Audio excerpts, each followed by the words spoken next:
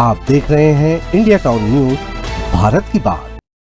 भले ही आज़ादी से लेकर अब तक हमने हर एक क्षेत्र की तरह शिक्षा में भी जेंडर गैप को खत्म करने का लंबा सफर तय किया हो।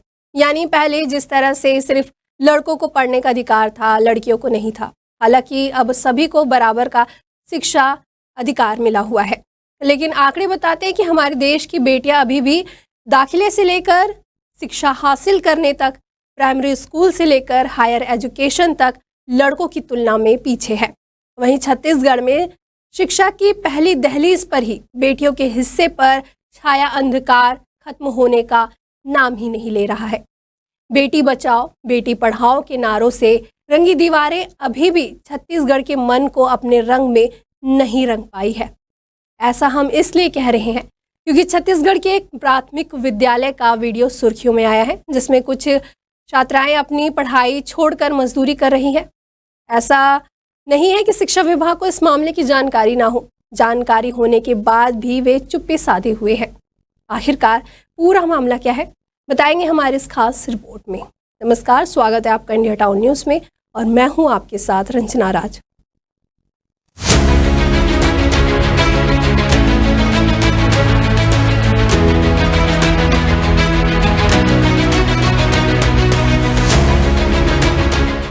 विद्यालय को शिक्षा का मंदिर माना जाता है, जहां शिक्षकों पर विद्यार्थियों का भविष्य संवारने का दायित्व है। वहीं माता पिता जिन विद्यालयों में बच्चों को पढ़ने और भविष्य उज्जवल बनाने के लिए भेजते हैं, वहीं कई बार खुद ही शिक्षक उन्हें अनुचित तरीके से काम कराते हैं। ऐसी हरकतों से शिक्षा व्यवस्था पर तो सवालिया निशान लगता ही, साथ ही विद्यालयों में छोटे बच्चों के साथ दुर्व्यवहार को भी लेकर सवाल खड़े होते हैं।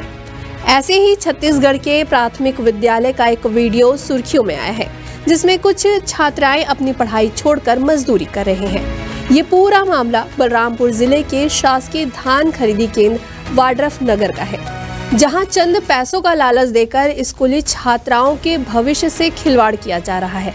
जिन हाथों में किताबें होनी चाहिए, उन हाथों से हमाली का काम कराया जा रहा है।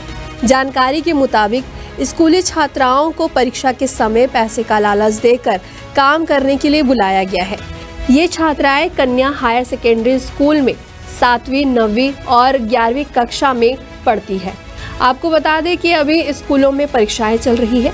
ऐसे में छात्राओं से हमाली का काम कराने पर उनकी पढ़ाई पर बुरा असर पड़ेगा। क्या इस तरह से हमारे देश की बेटी का भविष्य गढ़ेगा? वैसे हैरानी की बात तो यह है कि इन स्कूली छात्राओं को हमाली का काम कराने के लिए धान खरीदी केंद्र के प्रभारी ने ही बुलाया था, जिसके बाद केंद्र प्रभारी ने खुद ही खड़े होकर स्कूली छात्राओं से काम कराया।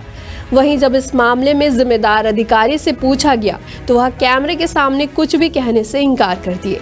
अब सवाल यह है कि क्या धान खरीदी केंद्र प्रभारी के खिलाफ प्रशासन कोई एक्शन लेता है या नहीं।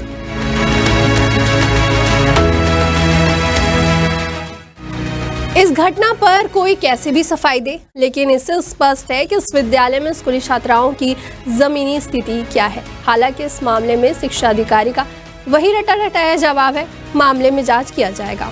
लेकिन सवाल यह है कि स्कूलों में छात्राओं का इस तरह से मजदूरी करने की बात क्या किसी शिक्षकों को है या नहीं।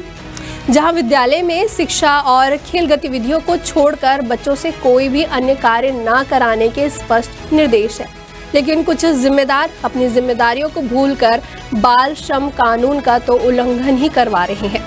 शिक्षा विभाग के दिशा निर्देश की धज्जियां उड़ाते नजर आ रहे हैं।